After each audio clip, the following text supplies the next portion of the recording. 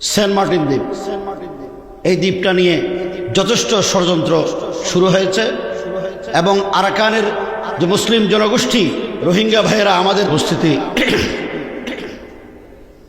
আমরা যে মিশনারি আগ্রাসনের শিকারে পরিণত হচ্ছি, আমাদের এই নতুন বাংলাদেশ পাওয়ার পর আমরা বেমালুম সেটা ভুলে যাচ্ছি। আমি দুইটা দিক আপনাদের সামনে তুলে ধরবো। একটা হলো আল্লাহর কুদরতি বিশাল একটা অঞ্চল হলো পার্বত্য চট্টগ্রাম, প্রাকৃতিক সম্পদে ভরপুর এই অঞ্চল। কিন্তু বিগত 2 যুগ ধরে সবচেয়ে বেশি খ্রিস্টান মিশনারিদের কর্মতৎপরতা সেখানে বৃদ্ধি লাভ করেছে। গত পরশুদিন পার্বত্য চট্টগ্রামের উলামা ইকরামদের একটা জামাত এসেছিলেন। তারা সহ আমরা ধর্ম উপদেষ্টা মহোদয়ের সাথে আলোচনা করেছি। একটা রিপোর্ট বের হয়েছে। আমি শুধুমাত্র একটা থানার রিপোর্ট দেই, যেখানে এক সময় বাঙালি মুসলমানরা বেশি ছিলেন।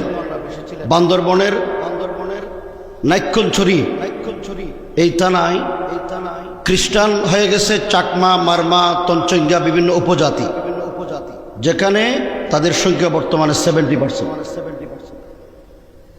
এবং খাগড়াছড়ি আমাদের যারা মুসলিম জনগোষ্ঠী আছে, যারা মুসলমানদের নেতৃত্ব দেন, এই অন্তর্বর্তীকালীন সরকার আসার পরে আগের সরকারের সময় তারা এত সাহস করতে পারে নাই, কিন্তু তারা এখন এমন সাহস করে জেলা পরিষদের যে 33 সদস্য বিশিষ্ট কমিটি, এই কমিটিতে কোনো বাঙালি মুসলমান করাচ্ছে। প্রভাবটা হলো জাতিসংঘ, ইউনিসেফ এবং বিভিন্ন আন্তর্জাতিক সংস্থার কারণে। দ্বিতীয় নম্বর হলো আমাদের পার্শ্ববর্তী রাষ্ট্র আরাকান।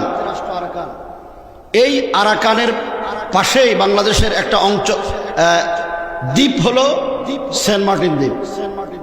এই দ্বীপটা নিয়ে যথেষ্ট ষড়যন্ত্র শুরু হয়েছে এবং আরাকানের যে মুসলিম জনগোষ্ঠী রোহিঙ্গা ভাইয়েরা আমাদের দেশে আসতে বাধ্য হয়েছেন, তাদের ভিতর থেকেই কিছু নতুন সন্ত্রাসী গোষ্ঠীকে তারা উস্কানি দিচ্ছেন, যার কারণে আমাদের দেশের বিভিন্ন অঞ্চলে এরা নানা অকারেন্সের সাথে জড়িত হচ্ছে এবং বাংলাদেশের স্বাধীনতার সার্বভৌমত্বের একটা বিশাল অংশ পার্বত্য চট্টগ্রাম কক্সবাজারকে বিচ্ছিন্ন করার চক্রান্ত শুরু হয়েছে। এই আগ্রাসন থেকে মোকাবেলা করতে না পারলে এই আগ্রাসনকে বাংলাদেশের স্বাধীনতা বিপন্ন হবে। আমি উলামা ইকরাম, এখানে দিনদার মুসলমান ভাইয়েরা আছেন, মুরব্বীরা আছেন, অনুরোধ করব যে বাংলাদেশ বহুমুখী আগ্রাসনের শিকার। এর ভিতরে একটা বড় আগ্রাসন হলো আমাদের বাংলাদেশে মধুর নামে বিষ ঢুকিয়ে দেওয়া হচ্ছে জাতিসংঘ মানবাধিকার কমিশনের নামে। কত বড় স্পর্ধা! বাংলাদেশের আইনে স্পষ্ট উল্লেখ আছে ফৌজদারি দণ্ডবিধি 1860 ধারার 377 অনুচ্ছেদে বলা হয়েছে অপ্রাকৃতিক যৌন সম্পর্ক অথবা সমকামিতা শাস্তিযোগ্য অপরাধ। এটা ফৌজদারি আইন। কিন্তু এই আইনকে লঙ্ঘন করে, এই আইন বহাল থাকা অবস্থায় বাংলাদেশে এলজিবিটিকে প্রমোট করা যারা করে তাদেরকে সহযোগিতা করা হচ্ছে। তাদেরকে মানবাধিকারের নামে আমাদের দেশে তাদের ভিত্তি স্থাপন করার চক্রান্ত শুরু হয়েছে জাতিসংঘ মানবাধিকারের নামে। এই অবস্থায় উলামা ইকরামদেরকে শক্ত হাতে তা মোকাবেলা করতে হবে। এটা মোকাবেলা করতে না পারলে আগামী দিনে আমাদের পারিবারিক বন্ধন থাকবে না। মুসলমানদের যে সামাজিক ঐতিহ্য, আল্লাহর পবিত্র বিধান বিবাহ বন্ধন, সেটাকে ধ্বংস করে দেওয়া হবে। যার ইচ্ছা যেমন তা হবে। আপনারা শুনে আশ্চর্য হবেন, এই যে কয়েকদিন আগে একটা এনজিও সংস্থা জরিপ করেছে বাংলাদেশের, আমার বলতে লজ্জা লাগে, আমাদের দেশের যারা সিভিল সোসাইটি এলিট শ্রেণী, যারা নিজেদেরকে দেশের মালিক মুখতার মনে করে, তাদের ছেলে মেয়েগুলো কি অবস্থায় আছে, পারিবারিক বন্ধন আছে না নাই, তারা নিজেরাও জানে না। কয়েকদিন আগে টেলিভিশনে একজন বিশ্ববিদ্যালয়ের প্রফেসর বলল, বিশ্ববিদ্যালয়ের ছাত্রীরা বর্তমানে লিভ টুগেদারে বিশ্বাসী অধিকাংশ। সুতরাং এটা বড় আগ্রাসন, আমাদের পারিবারিক বন্ধন ধ্বংস করে দিবে। উলামায়ে ইকরাম যদি শক্ত হাতে তা মোকাবেলা না করে, মুসলমানদের জেহনিয়তকে যদি পরিবর্তন করার চেষ্টা না করে, তাহলে আমাদের যে এই ভয়াবহ পরিস্থিতি থেকে উত্তরণের কোনো পথ আমাদের নাই। একমাত্র পথ, সেটা হলো উলামায়ে ইকরাম, নবীর ওয়ারিস উলামায়ে ইকরাম, জাতির রাহবার উলামায়ে ইকরাম, জাতির কান্ডারি হলো উলামায়ে ইকরাম। এই উলামায়ে ইকরাম সেই শতাব্দী থেকে শতাব্দী যেই ভূমিকা পালন করেছেন, সামনেও করবেন, সামনেও করতে হবে। শেষ কথা হলো, ছিল ইসলামের অনুসরণ। এই অনুসরণ যারা করেছে ইসলামের, তারা সে তখন থেকেই বিভিন্নভাবে নির্যাতন নিষ্পেষিত হয়েছে, কিন্তু তারপরও তারা শেষ হয়ে যায় নাই, শেষ হয়ে যাওয়ারও কথা নয়, হবেও না। কিন্তু আমাদের সাময়িক একটু বোঝার এবং দুর্বলতার কারণে আজকে আমাদের এই পরিস্থিতি।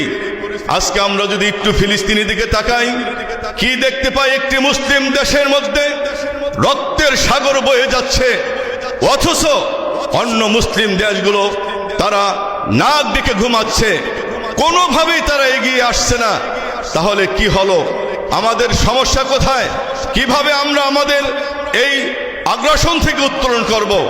আজকে আমাদের আমিরে সালিকিন মাওলানা গোলাম রহমান রহমাতুল্লাহ আলাইহি ফাউন্ডেশন কর্তৃক যে একটি বাস্তবসম্মত একটি ভূমিকা এখানে এনেছেন, আজকে যদি আমরা এর দিকে অগ্রসর হই, এদিকে তাকাই, আগামী দিনে আমরা পথ চলি, ইনশাআল্লাহ আমি মনে করি বাংলাদেশের এই ভূমিকা থেকে, এই এজেন্ডা থেকেই সারা বাংলাদেশে সমস্ত মুসলিম উম্মাহ জাগ্রত হবে এবং এই আগ্রাসনের কবল থেকে বিশ্বের যে যা করুক না কেন, বাংলাদেশের মধ্যে মাদারপুর থেকে আমি মনে করি এই আলোকে আমরা ইনশাআল্লাহ আগামী দিনে যদি পথ চলি, তাহলে আমাদের আর শুনতে হবে না ওই ফিলিস্তিনির বাবাহারা মাহারা সন্তানের আত্মনাদ, শুনতে হবে না সন্তানহারা মায়ের আহাজারি, সন্তানহারা বাবার কান্নার আমাদের কানে শুনতে হবে না।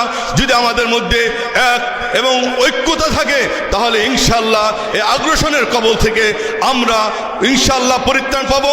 যেই পরিত্রাণ আমরা মাদারীপুরে আমাদের ওলামায়ে ইকরাম তথা আলী আহমদ চৌধুরী পীর সাহেবের নেতৃত্বে যে কোনো বাতিলের বিরুদ্ধে, অন্যায়ের বিরুদ্ধে যেরকম আমরা সোচ্চার থাকার কারণে কোনো বাতিল শক্তি আমাদের সামনে মাথা নত করতে পারে না, ঠিক তেমনি ভাবে যদি সারা বাংলাদেশের সমস্ত ইসলামী দলগুলো আহলে হক ওলামায়ে ইকরাম এক এবং অভিন্ন থাকে ইনশাআল্লাহ, তাহলে বাংলাদেশেও কোনো বিজাতিরা, কোনো অপশক্তি মাথা চারা দিয়ে উঠতে পারবে না ইনশাআল্লাহ।